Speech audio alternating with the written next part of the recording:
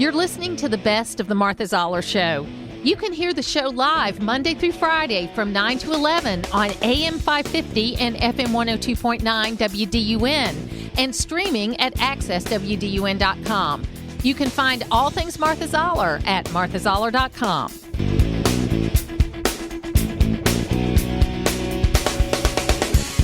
David Keeve is joining us right now. He is the president of the Environmental Defense Fund, and they had a pretty good day on the midterm elections as far as candidates that they supported.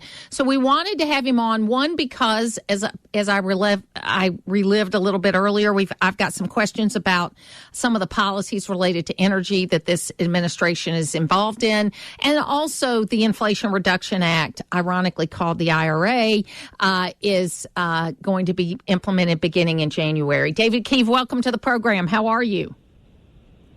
I'm great. How are you, Martha? I'm doing great. Look, I want to ask you this one question before we get to all the political stuff, because I'm old enough to remember the Time magazine cover that said global cooling, that that in the next 30 years, it's going to be too cold to live anywhere on the planet. Okay. I'm old enough to remember when people said, that, there is only 2% of fossil fuels left in the world.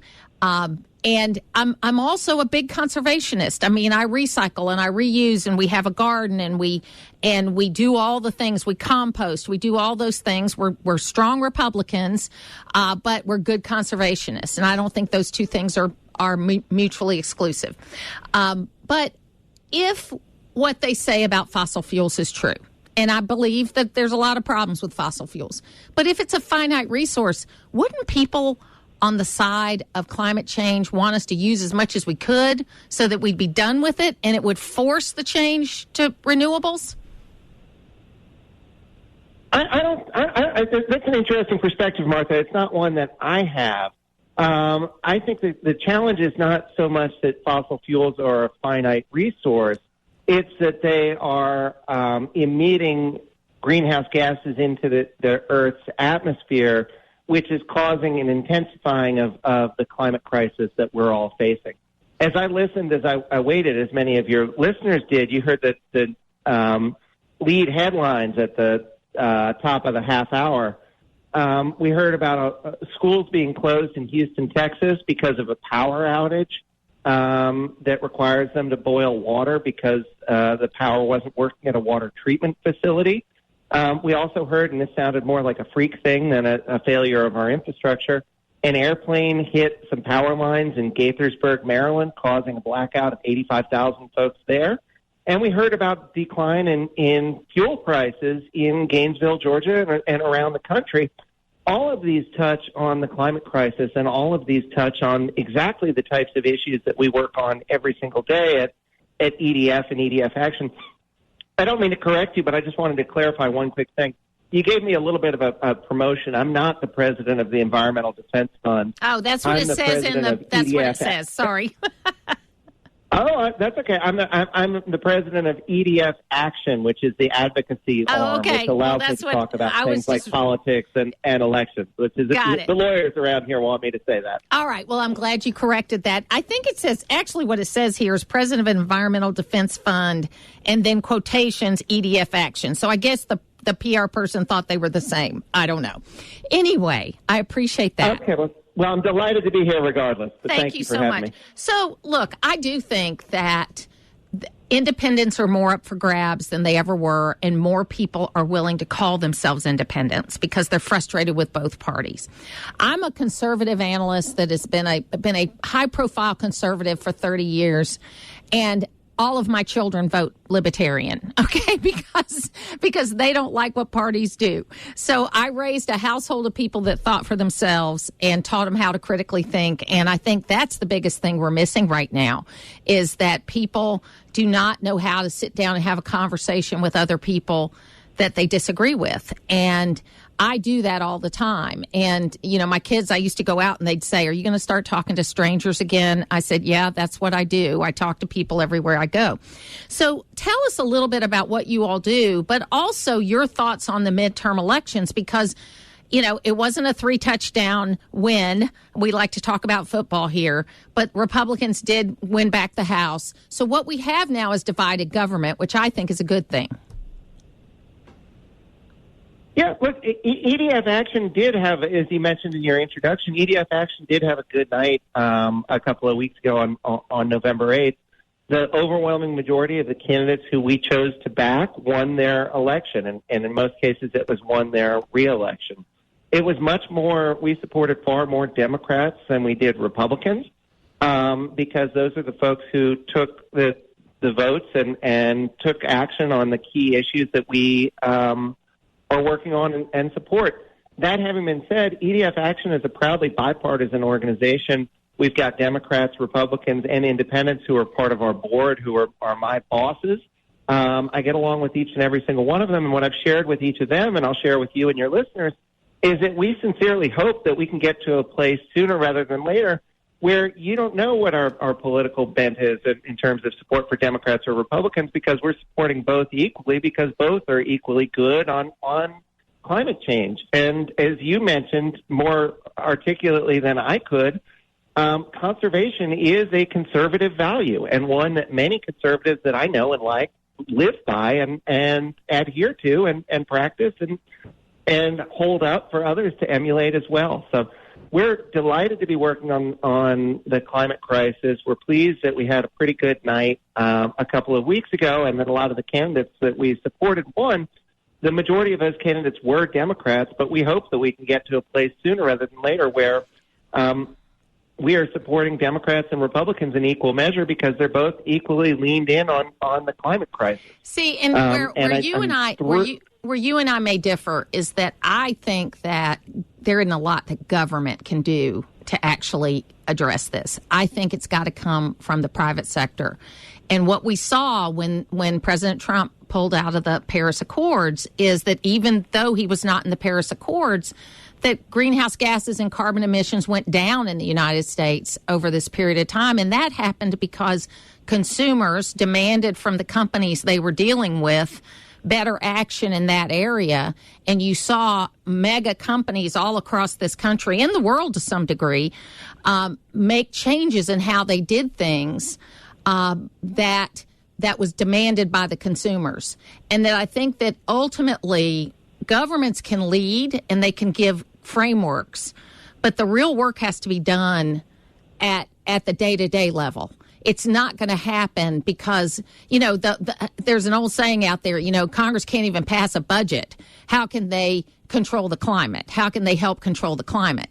I think that people need to do the work they need to do and then give people good guidelines to be able to do the work they need to do. This might surprise you, Martha, but I don't disagree with that at all. And one of the reasons why I'm so optimistic about the changes that we're making via the Inflation Reduction Act is the strong support that those changes have from the private sector. One of the things that we saw in the transportation sector is that all three of the big three automakers in this country, General Motors, Ford, and what used to be called Chrysler, all came out and said, yeah, these tax credits and these tax incentives that Congress just passed and the president signed that are going to make it easier and more affordable for people to get into an electric vehicle, those are exactly the types of policy supports that we need in order to enable private sector action to move faster and better. We talk a lot about electric vehicles because it's something that's easy to kind of get your head around and easy for me to understand and easy for me to talk about. The changes that are happening in the power sector are perhaps more transformative than the changes that are going to happen in the transportation sector. And it was important that the trade group that represents the privately owned utilities in this country, it's called the Edison Electric Institute, came out strongly in support of the tax credits within the Inflation Reduction Act. And they shared, and independent analysis shared, that those tax credits and changes are likely to result in a $500 a year decrease in the annual energy bills that each family pays in this country. So that's not nothing. No, I don't. But I hear you, David. I really do. But my biggest concern is the fiscal irresponsibility of both the Senate and the House. The Senate should not be the person that's the starter of where the budget goes. That's not what the Constitution calls for.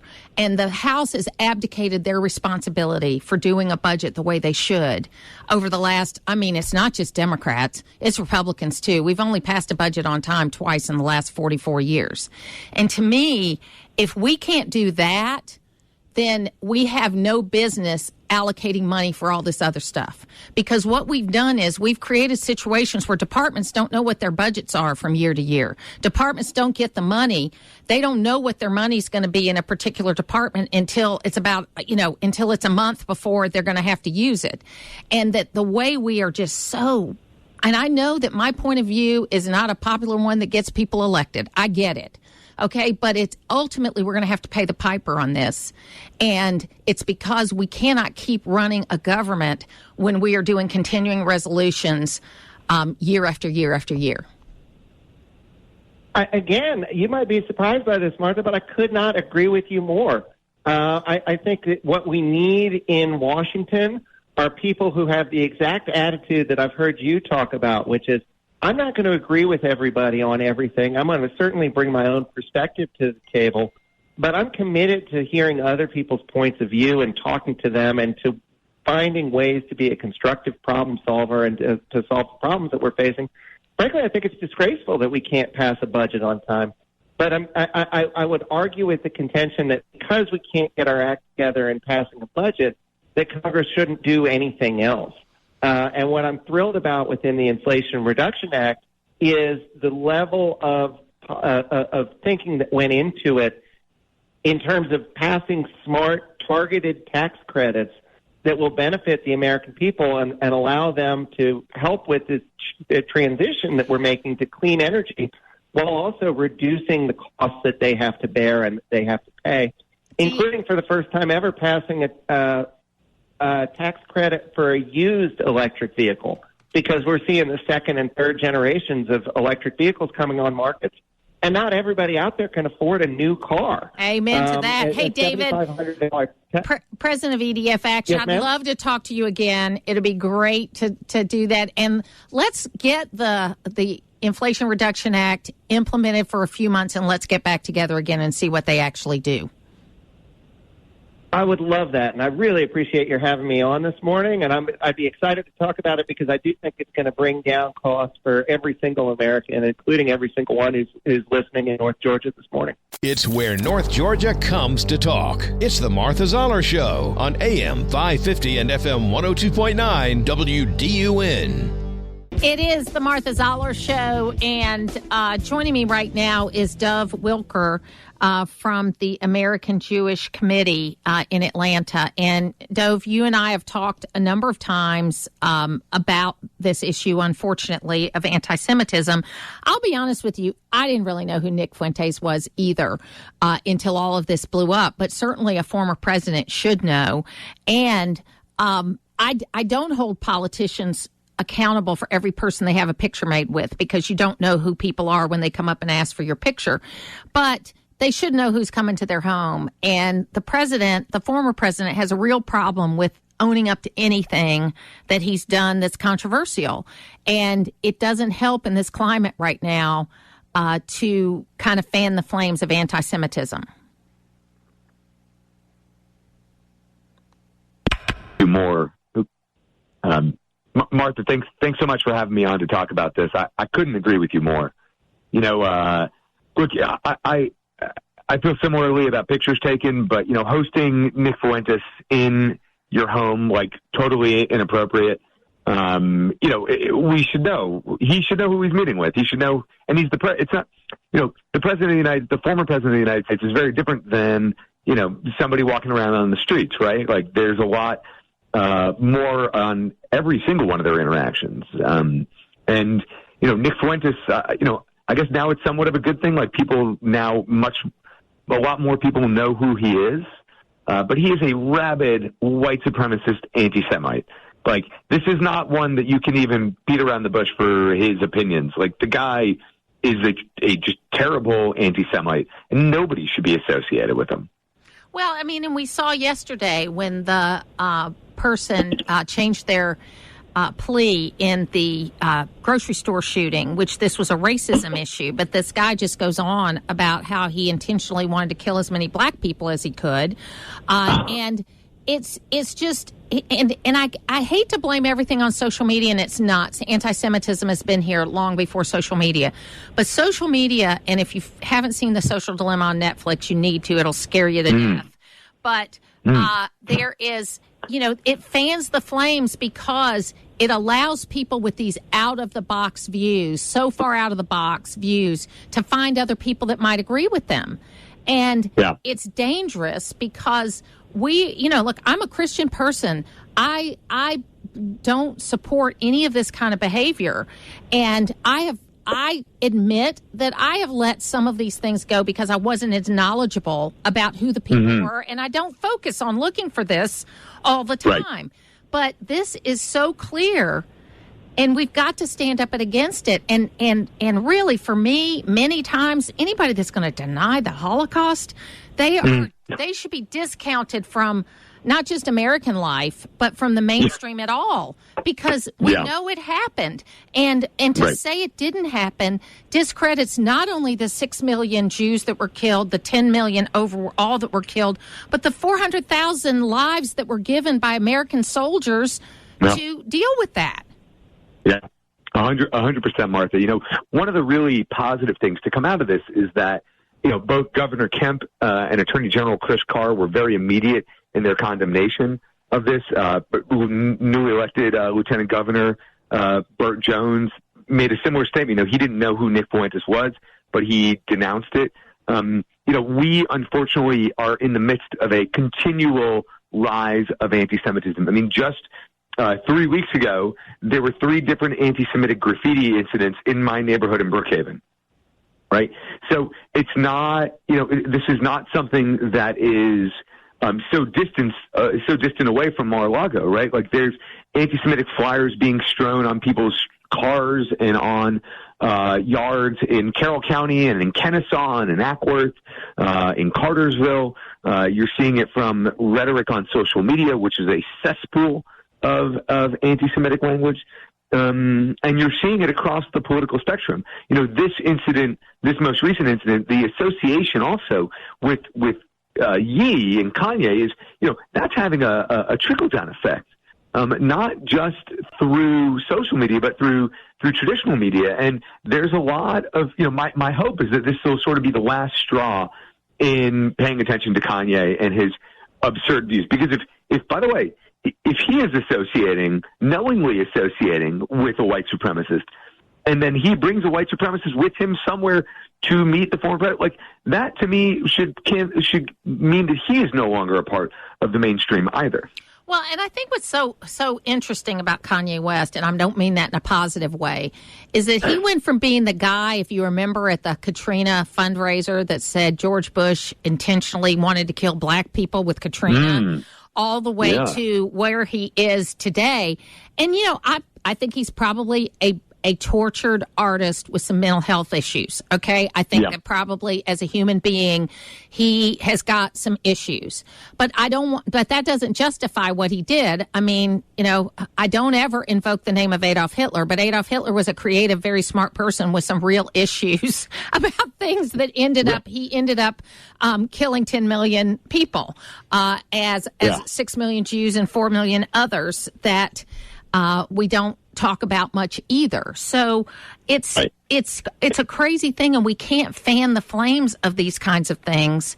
And as Christians and as faithful Jews and as faithful Muslims and as people of faith across the board, we've got to stand against this, because the only thing that's going to beat back this darkness is the light of faith, in my view. That's the only thing that's going to beat back this darkness. Yeah.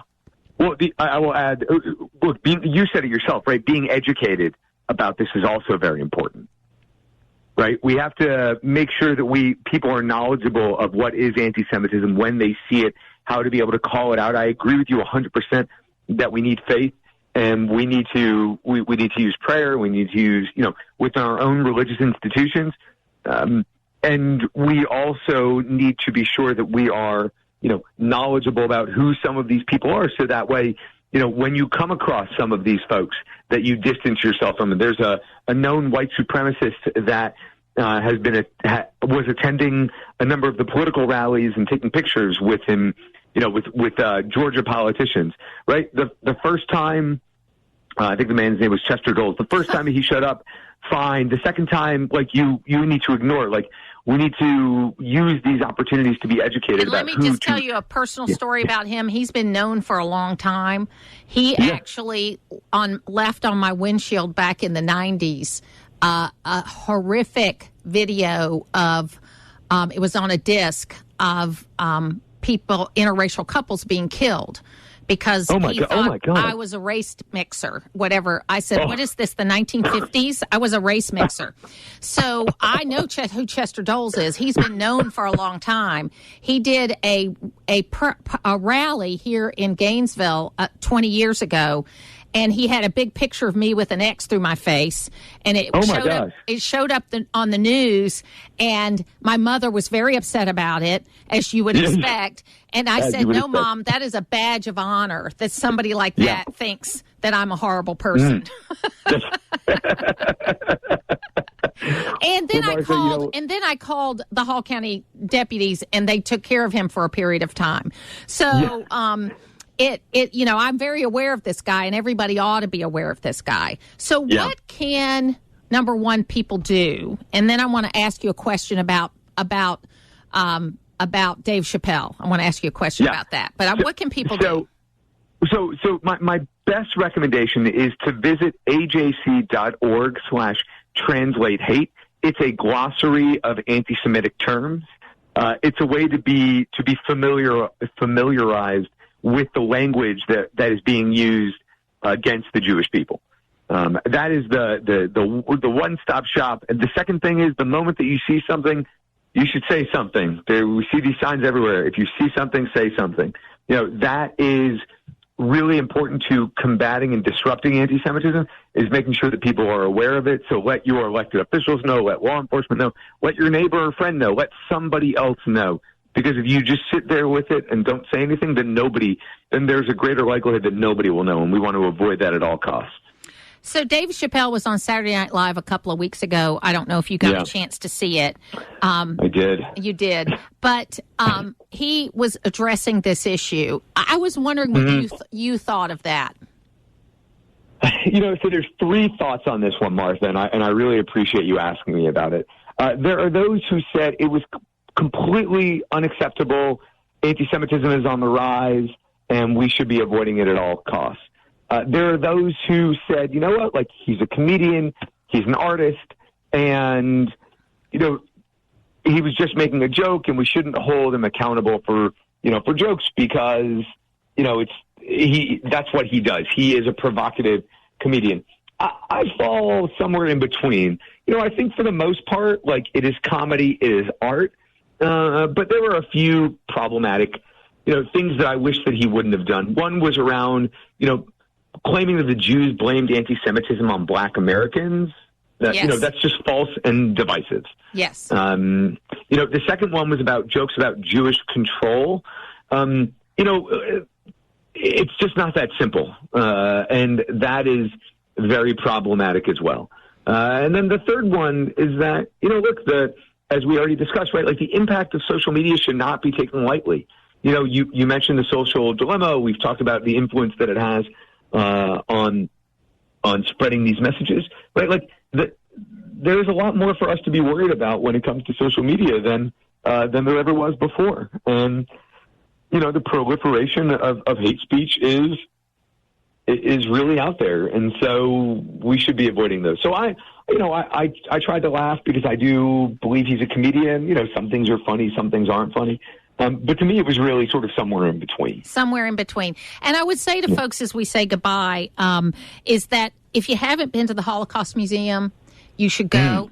It is something, I know you feel like the Holocaust is so far away and it could never happen again and all that kind of stuff. But we've had several genocides since then, of different groups of people.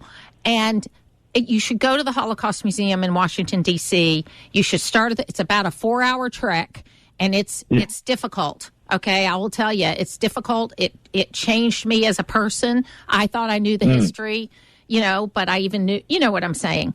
But do it. You should do it because, and I'm saying this to my audience, if you get a chance to do it, you should do it because it will explain things in a way that you can understand it.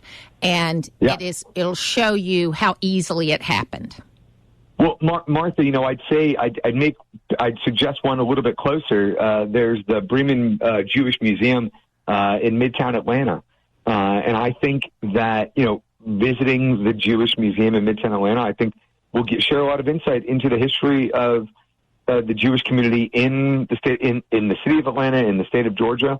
There's also a Holocaust exhibit there. There's a number of survivors who were docents of the museum. So, if you can't make it to D.C., not everybody can get there. I would definitely, suggest going down to Midtown and checking it out. That is a great suggestion. Keep it closer to home if you can.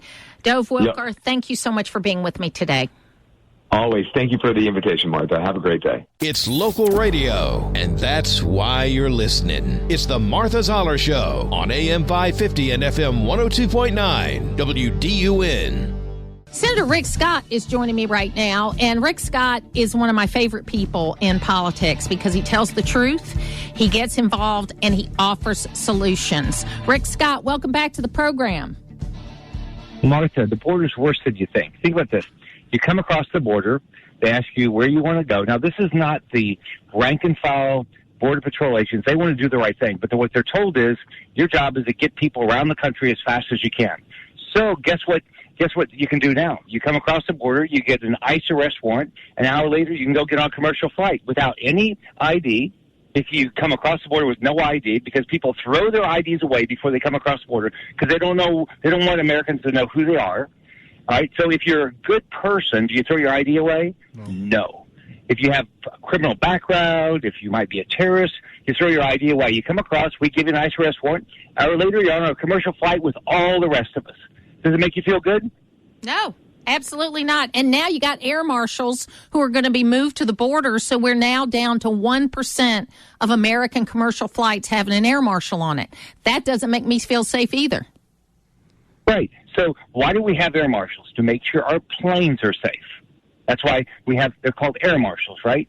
So they work hard, but now because, Joe Biden, for whatever reason, no one can explain, why does he want an open border? Mayorkas comes in and lies to all of us that the border's secure. Mayorkas ought to resign because he's come and lied and lied and lied to us. All he wants to do is accelerate the number of people that get away from the border all around this country. And so he's sending them all over this country. And there's wonderful people that are coming in this country. They want to live the dream. But there's also criminals. There's also fentanyl. There's also terrorists that are coming across our border. And he doesn't care. Think about it. 70,000 people died of fentanyl overdose? Made in China. They brought here by the cartel. They're killing American kids. And Mayorkas doesn't care. Joe Biden does not care. The crime that's coming in this country, Biden does not care. And none of the Democrats do because they all vote to keep it open. So, Senator Scott, we've got major issues that we're going to have to deal with. I have a young lady that I interned with me about 10 years ago that got her undergraduate degree here in the United States. She's from Rwanda. Half of her family was killed in the genocide. Her sister is here in Atlanta.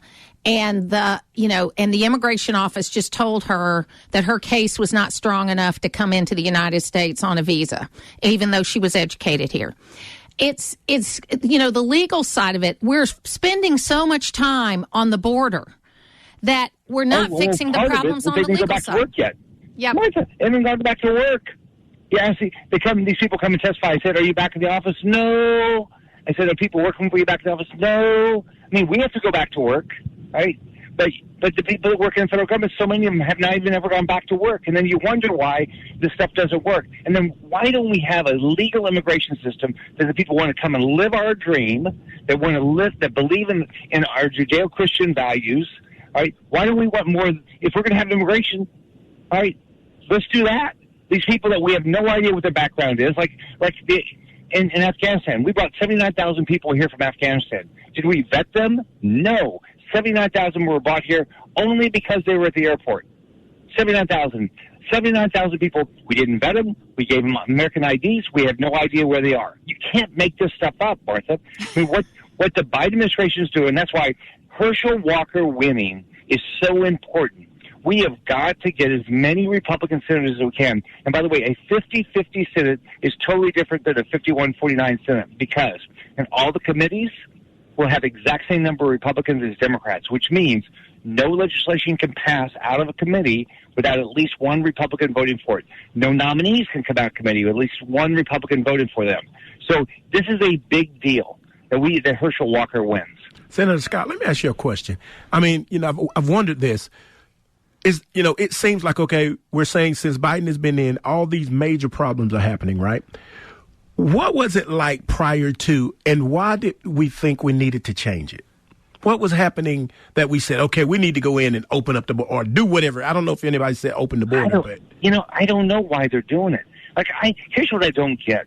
I've been up here for 4 years, and the way the Democrats vote and the way the Biden administration has operated, it makes no sense to me.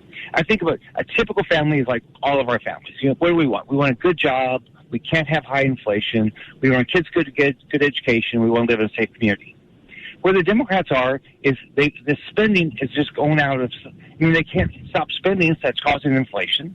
That's one. Number two is the Democrats have said they don't want parental involvement in schools. Whose kids are these? There are kids.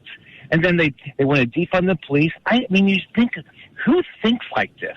Then you look at the radical people that Biden is nominating. You think, couldn't you find somebody that's competent to nominate? Why do you have to nominate these people that have this far left background, that all they want to be is social warriors, rather than the executive branch is just to go do their job, run an agency. It's not to re-engineer our country. I love my kids and my grandkids. I'll figure it out. I don't need government to tell me how to raise my kids and how to have an influence on my grandkids.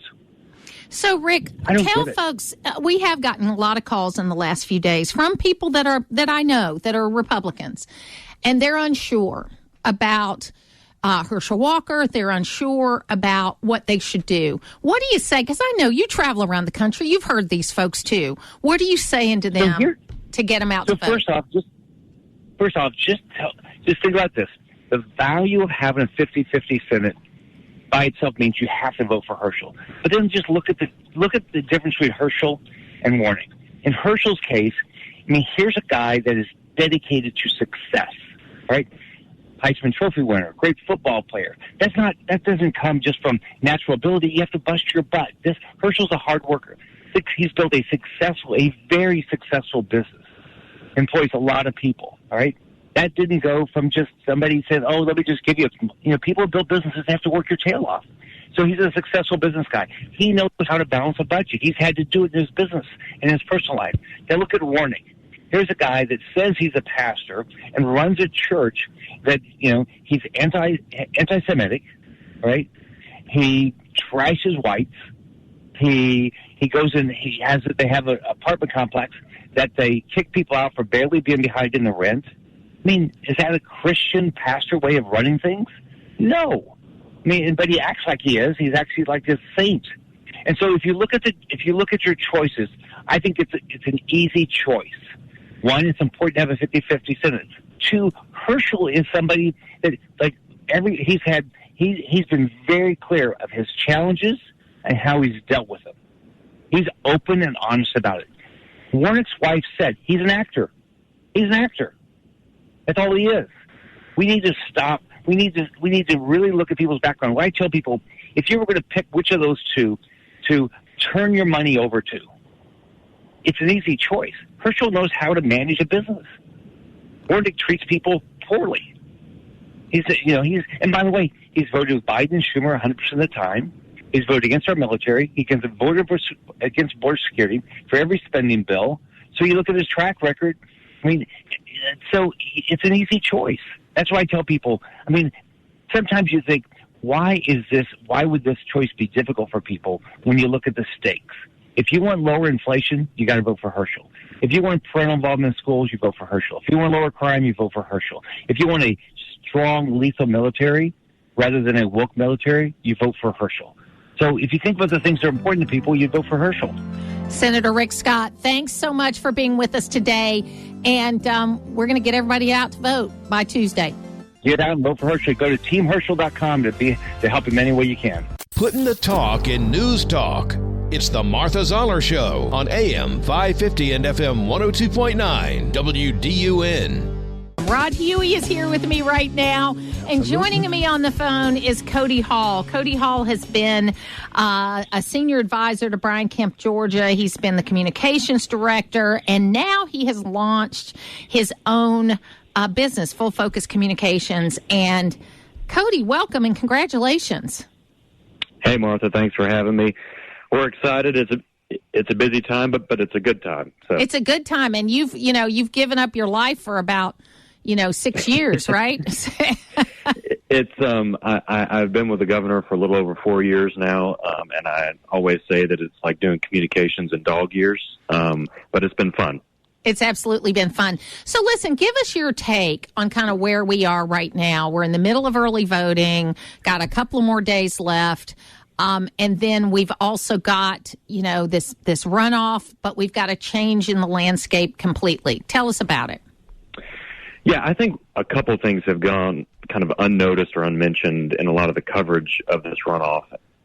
One, I think, is the money advantage. If you look at in the run-up to November 8th, Warnock and the outside groups were able to outspend Herschel Walker 4-1.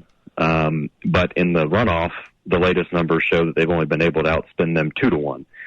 So even when he was outspent 4-1, Herschel only came in second by 35,000 votes. So I don't think that margin is insurmountable for him. And the second thing is, if you look at that margin of 35,000 votes on November 8th, if you actually go 2 years back and look at the general election race between John Ossoff and then Senator David Perdue, Ossoff actually came in second by about 85,000 votes, but we all know that he actually ended up winning that runoff. So Herschel has about half the margin to make up that John Ossoff was able to 2 years ago. So I think everyone should be optimistic, and everyone should get out to vote to make sure that Herschel can get over that finish line. I'm getting a mixed bag of phone calls on this race where, and as you know, my listening area is predominantly Republican, but even among people that I know are Republican, there are people that have pause, and they're not sure what they want to do or if they want to get back out. Now, of course, runoff turnout is never as big as the general election turnout. But what would you say to those people that are good Republicans? They voted for Brian Kemp. They voted for the constitutional ticket, but they're having a little pause about what to do in the runoff. Sure, and I would tell them what the governor's been saying. I mean, the governor was on a call last night where he was talking about how in a 50-50 Senate, the Democrats do not have control over the committees. So your judicial nominees, your legislation, it can't get out of the committee in the Senate without Republican support. When you go to a 51-49 Senate, that completely changes. Democrats are able to control the committees, move their judicial nominees, move their legislation through the committee process to the floor where then Vice President Harris can be the tie-breaking vote. So I think that's what is at stake here is, do you want Democrats to be able to move their judicial nominees, their legislation through the committee process, or do you want Republicans to have some power at the committee level to stop that? Because, look, I've been asking folks, do you agree with Joe Biden 96% of the time? Because Raphael Warnock does. And if you don't, then you need to send somebody else to Washington. You need to be doing communications for Herschel Walker. So as we go forward, I mean, obviously you're going out on your own, and the governor is set up to have a great second term just because of how well Georgia's doing, all the great work he did in the first term. But he recently started a federal PAC, and that, of course, the Wall Street Journal said he should run for president. The other people are talking about him running for Senate in 4 years. What's your sense of that?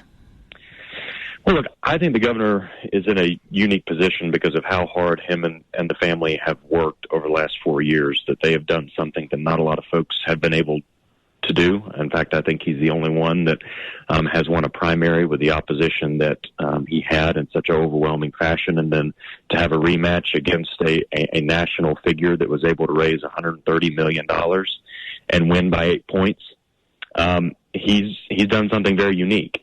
And I think that what he has done has provided a blueprint for Republicans across the country that when you stay focused on the things that people care about, they will reward you at the ballot box.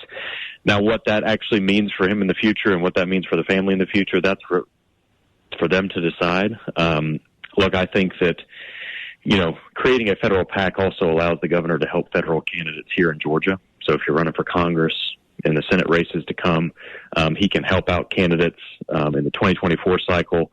Whoever the nominee is on the Republican side, he can help that person in Georgia through that PAC. So that's the main reason for doing it. And like I said, whatever they want to do in the future, that'll be up to them in the coming months and years ahead. I'm glad you've mentioned now twice the family, and that's really the other part of Brian Kemp. The most important part of Brian Kemp is that they have been a unified force. He, his wife, his daughters have been a unified force throughout this whole process, from when you and I worked together on the first campaign all the way through to today. Yes, ma'am. I mean, I kind of think their approach to politics is their secret sauce. It's not just the governor. It's Marty, it's Jarrett, Lucy, Amy Porter, and the whole family, the extended family. I mean, there were times on the bus tour where they had the governor's mom out, the governor's sister out. So they're a unit, and I think that makes them more effective on the campaign trail, because you not only see a public figure, or some people would say a politician, but you also see a small business owner, you see a husband, you see a dad, you see an entire family that he's not just doing this because he likes to see his name on the door. He's doing this because he wants our state to succeed going forward. Absolutely. Cody Hall, we appreciate you being with us today. If people want to know more about what you're going to do in the future, how can they do that? Oh, man, they can follow me on Twitter at Cody Hall GA, or you can find us at fullfocuscommunications.com. I appreciate the time. Thanks, Martha. To hear the full versions of last week's Martha Zoller shows, go to the podcast page at accesswdun.com, and you can follow me on social media at Martha Zoller.